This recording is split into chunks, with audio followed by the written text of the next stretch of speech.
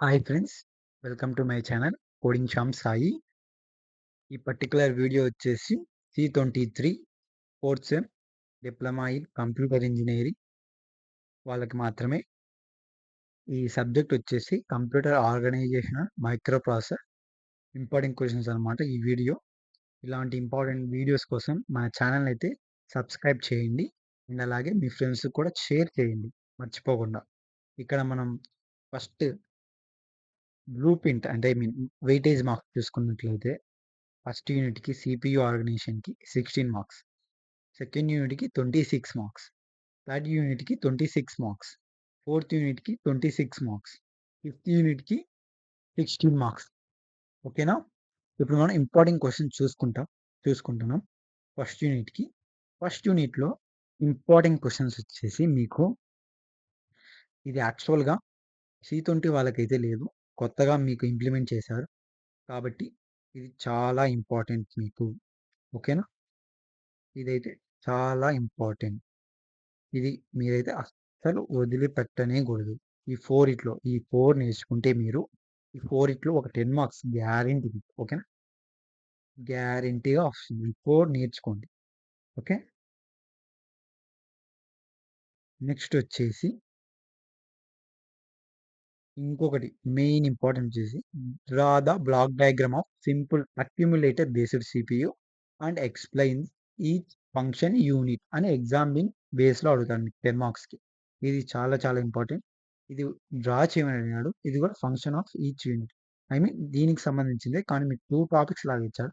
But exam point of వ్యూలో ఎలా అడుగుతాడంటే draw the block diagram of simple accumulator explain the each unit అని అడుగుతారు. అప్పుడు మీరేం చేయాలి? బొమ్మ డ్రా చేయాలి. దాంట్లో ఉండే యూనిట్స్ ఎక్స్‌ప్లెయిన్ చేయాలి. ఈ 2 ఈ 4 నేర్చుకోండి. ఈ 4 ఖచ్చితంగా గ్యారంటీ. ఇది కూడా నేర్చుకోండి. 2 నెక్స్ట్ వచ్చేసి మీకు sequential execution of a program stored in memory. Okay. ఇది 1.9 కూడా చాలా ఇంపార్టెంట్. ఈ మూడే అన్నమాట మీకు 10 మార్క్స్‌కి చెప్తా. అంటే 1.10లో మీకు చాలా టాపిక్స్ ఉన్నాయి కాబట్టి మూడే. ఐ మీన్ ఈ 1.10 ఈ 1.4, 5 ఒకటే. ఇది డయాగ్రామ్ డ్రా చేయాలి. Explain the function each unit. ఓకేనా? ఎగ్జామ్ పాయింట్ ఆఫ్ వ్యూలో మీకు draw the block diagram of simple accumulator explain each unit అని అడుగుతుంది. ఆ నెక్స్ట్ క్వెషన్ వచ్చేసి 1.9 అన్నది. అంతే మీకు చెప్పింది. అంతకు మించి ఏం చెప్పలేదు. ఇప్పుడు మనం 3 మార్క్స్ చూసుకున్నట్లయితే మెయిన్‌గా డిఫైన్ రిజిస్టర్ అడుగుతాడు. Define the terms of micro operation. Okay. Next వచ్చేసి define instruction cycle, switch cycle, execution cycle. ఓకేనా? ఇవి చాలా ఇంపార్టెంట్. ఓకేనా? ఇవి చాలా ఇంపార్టెంట్. ఓకే. నెక్స్ట్ వచ్చేసి మీకు ఇవన్నీ నాకు తెలిసినంత వరకు దీంట్లో కవర్ అయిపోతాయి. 1.4లో, 1.5లో. ఓకేనా?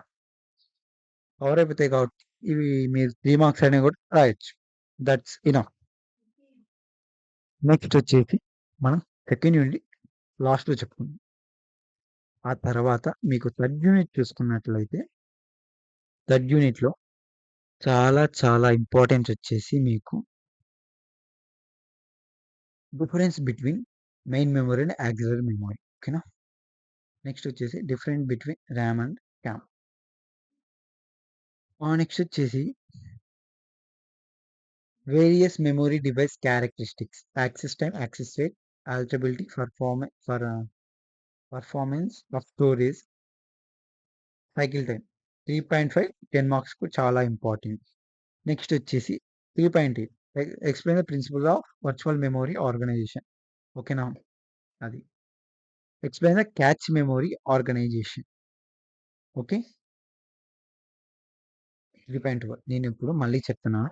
అంటే difference between 3 auxiliary memory and main memory. Next వచ్చేసి 3.3 hierarchy. Explain the memory hierarchy in computer detail. Okay. 3.1 అండి. 3.2, 3.4, 3.5 హ్మ్. ఇంకొకటి పేజ్ మెమరీ అని 3.11. నెక్స్ట్ వచ్చేసి 3.8 అవి నేర్చుకోండి చాలు. ఓకేనా? దీంట్లో మీకు 26 మార్క్స్ కాబట్టి ఒక్క క్వెషన్ నేను చెప్పిన దాంట్లో ఒక్క క్వెషన్ అయినా దిగుతుంది. చెప్పాను కదా! అది. 3 మార్క్స్‌కొచ్చినప్పటికి మనకి need of memory hierarchy in computer. Next వచ్చేసి మీకు అడ్వాంటేజ్ ఆఫ్ మెమరీ ఇంటర్‌లీవింగ్ ఓకేనా?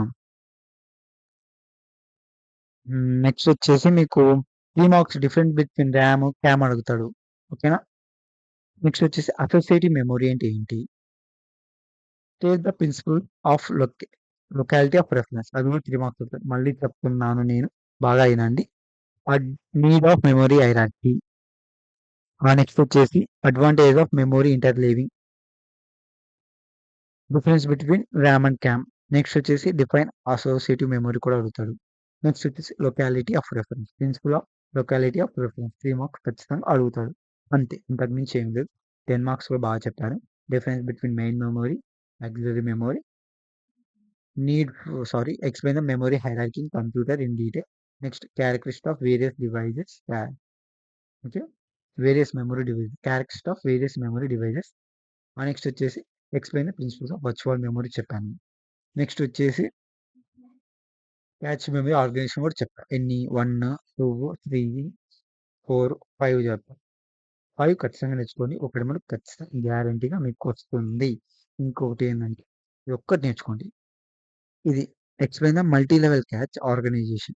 ఇది ఖచ్చితంగా నేర్చుకోండి. ఇది మీకు కొత్తగా టాపిక్ వచ్చింది అడగచ్చు. ఈ 5 నేర్చుకోండి చాలు. ఇంతకు మించి ఏమి అక్కర్లేదు. 10 మార్క్స్ ఖచ్చితంగా దిగుతాయి. నెక్స్ట్ ఫోర్త్ యూనిట్‌లో మీకు 10 marks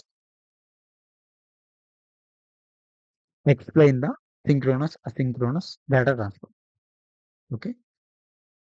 hand shaking procedure of data transfer. Programmed IO method of data transfer. DMA control transfer. ఈ 4 నేర్చుకోండి. అంతకు మించి ఎక్కువ నేర్చుకోనక్కర్లేదు. ఇవే అడుగుతాడు ఎక్కువ.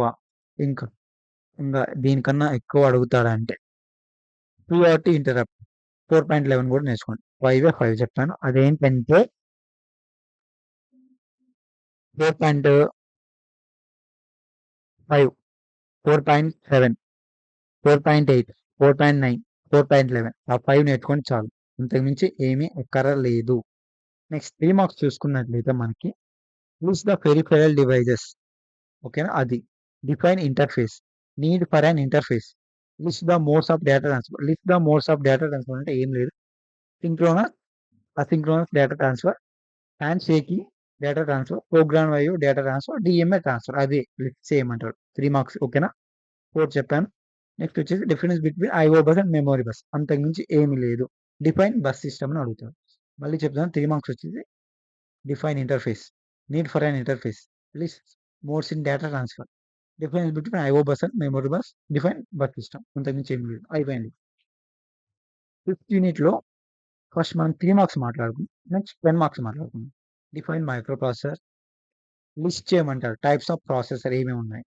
క్యారెక్టరిస్టిక్స్ సిస్క్ అండ్ డిస్క్ ప్రాసెసర్ కొత్తగా అడిగాడు. ఖచ్చితంగా అడుగుతాడు. డిఫరెన్స్ బిట్వీన్ సిస్క్ అండ్ డిస్క్. ఓకే. ఈ 4 నేర్చుకొని 3 మార్క్స్‌కి చాలు. నెక్స్ట్ మనం 10 మార్క్స్ చూసుకున్నట్లయితే look the features of 8086 micro processor. Next వచ్చేసి డిఫరెన్స్ బిట్వీన్ ఇది ఖచ్చితంగా అడగొచ్చు. నాకు తెలిసినంత వరకు. నెక్స్ట్ వచ్చేసి దీంట్లో ఫీచర్స్ అని 4 టైప్స్ ఆఫ్ ప్రాసెసర్ గురించి అడిగాడు. దీంట్లో అట్‌లీస్ట్ 2 అడుగుతాడండి. లిస్ట్ ద ఫీచర్స్ ఆఫ్ 80286 గాని 80386 అట్లా అడుగుతాడు. 2 మెర్జ్ చేసి. అప్పుడు మీకు 10 మార్క్స్. ఒక్కొక్కసారి ఒకటే అడుగుతాడు. నేను సజెషన్ ఏందంటే ఈ 4 నేర్చుకోండి. ఈ 4 అంతకు మించి చాలా ఈజీ ఉంటాయి. దీంట్లో ఉండే పాయింట్స్ దాంట్లో కొంచెం డిఫరెంట్ ఉంటాయి. అంతే. ఏ దాంట్లో పవర్ మారుతుంది, ర్యామ్ మారుతుంది. అవే మారుతా ఉంటాయి కాబట్టి ఈజీగా గుర్తుపెట్టుకోవచ్చు. నేను చెప్పిన 5 చెప్పింటా నాకు తెలిసినంత వరకు ఇప్పటికి. మళ్ళీ చెప్తాను వినండి. List the features of 8086 micro processor. Next list the features of ఇయన్నీ నేర్చుకోండి. 80286, 80386, 80486 ప్లింటన్ ప్రాసెసర్. దీనికి ఖచ్చితంగా ఏదో 1 అయినా, 2 అయినా అడగొచ్చు మీకు 10 మార్క్స్‌కి. నెక్స్ట్ వచ్చేసి డిఫరెన్స్ బిట్వీన్ 8086, 8028 ఒక టేబుల్ డ్రా చేసి దాని డిఫరెన్సెస్ రాయాలి. ఓకేనా? నెక్స్ట్ వచ్చేసి డ్రా ద బ్లాక్ డయాగ్రామ్ 8086 ఓకేనా? దీంట్లో మళ్ళీ మీకు మెయిన్ ఇంపార్టెంట్ కూడా చెప్తాను. 5.7 చాలా చాలా వెరీ ఇంపార్టెంట్. 5.9 very important. ఈ 5.8 ఫీచర్స్ కూడా ఇంపార్టెంట్. అవి ఈ 3 ఖచ్చితంగా నేర్చుకోండి. ఇవి వెరీ, వెరీ ఇంపార్టెంట్ అనేటివి. 3 మార్క్స్ చెప్పా కదా! మైక్రో ప్రాసెసర్ అంటే ఏంటి?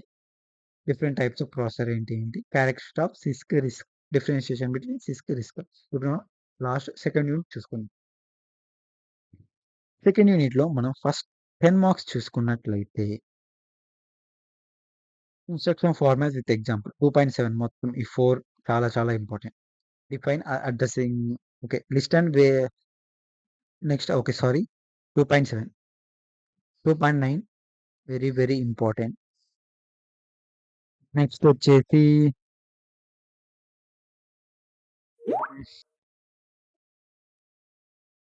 2.11 ఇంపార్టెంట్. 2.11, 2.12 ఇంపార్టెంట్. నెక్స్ట్ వచ్చేసి 2.13 నేను ఏయి చెప్పానో అవి నేర్చుకోండి చాలు. అంతకు మించి ఏమీ లేదు. ఓకే. ఏమేమి చెప్పాను? 2.7, 2.9, 2.11, 2.12, 2.13 అయి నేర్చుకోండి. ఖచ్చితంగా అడుగుతాడు. ఓకేనా? నెక్స్ట్ వచ్చేసి మీకు ఇంగా 4 చెప్పాను. ఇంకొకటి చెప్తాను. హ్మ్. Explain the floating point division operation with flow chart. ఓకేనా? 5 చెప్పాను. 5 నేర్చుకోండి. 10 మార్క్స్ చాలు. ఇక 3 మార్క్స్ చూసుకున్నట్లయితే define the times of opcode, operand, address. Difference between fixed point, floating point. ఓకేనా? అర్థమైందా? ఒక్కొక్కసారి మీకు డిఫైన్ ఫ్లోటింగ్ పాయింట్ అంటే ఏంటి? ఫిక్స్డ్ పాయింట్ అంటే ఏంటి? అని అడుగుతారు. List the types of information representation computer. అంటే 3 మార్క్స్‌కి ఏమేమి చెప్పాను? List the types of information represent in a computer అదొకటి 3 marks. Next define floating point, define fixed point 2. Next వచ్చేసి difference between fixed point, floating point, define instruction format, define terms of opcode, operand, address. అంతే. అంతకు మించి ఏమీ లేదు. ఇదే అండి computer organization microprocessor ఒక ఇంపార్టెంట్ క్వెషన్ C23 వాళ్ళయి. ఈ వీడియోకైతే ఇంపార్టెంట్ అనిపిస్తే మన ఛానెల్‌ని సబ్స్క్రైబ్ చేసుకోండి. ఇలాంటి మరిన్ని వీడియోస్ కోసం మన ఛానెల్‌ని సబ్స్క్రైబ్ చేస్తే మీకు కూడా నేను పెట్టినప్పుడల్లా నోటిఫికేషన్ వస్తుంది. నోటిఫికేషన్ ఆన్ చేసుకుంటే ఓకేనా? ఈ వీడియో నచ్చితే మీ అద్భుతమైన చేతులతో లైక్ చేయండి. అండ్ అలాగే మీ ఫ్రెండ్స్‌కి షేర్ చేయడం మర్చిపోకండి. వాళ్ళు కూడా పాస్ కావాలి కదా! మీరు పాస్ అయితే సరిపోదు కదా! Thanks for watching guys.